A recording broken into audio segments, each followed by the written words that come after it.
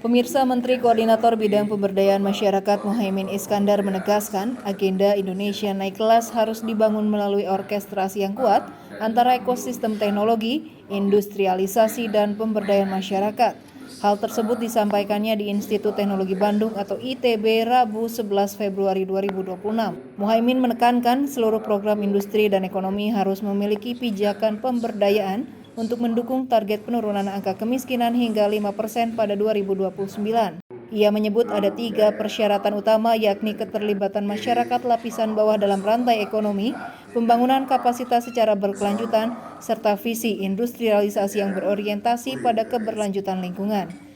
Semua bangunan industri dan program ekonomi kita harus memiliki pijakan pemberdayaan.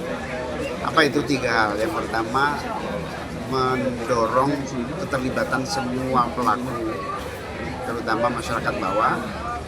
Yang kedua, dengan melibatkan itu maka syaratnya ada capacity building yang terus dibangun kapasitasnya.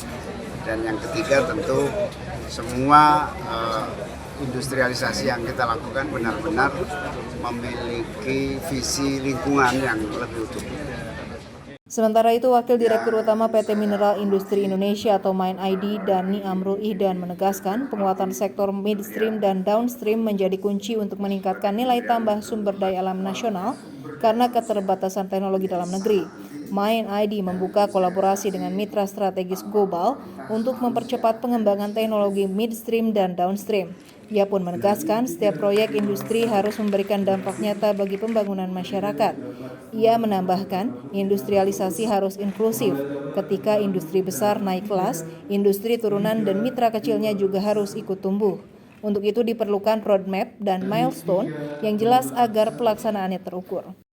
Ya, pertama kita harus membangun orkestrasi kebijakan publik yang baik.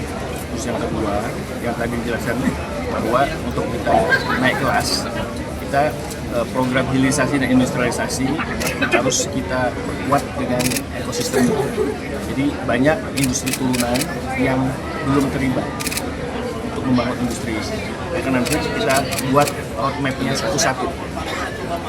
Jadi harus ada di dalam industri itu kan ada roadmap-nya. Terus ada industri ikutannya juga sama. Harus ada roadmap yang lebih terstruktur untuk mencapai pertumbuhan ekonomi itu 8%. Untuk itu diperlukan roadmap dan milestone yang jelas agar pelaksanaannya terukur. Kuliah umum di ITB tersebut menegaskan sinergi antara pemerintah, industri, dan perguruan tinggi menjadi fondasi utama dalam mewujudkan Indonesia naik kelas melalui hilirisasi, inovasi, dan pemberdayaan yang inklusif. Budi Hartati, Bandung TV.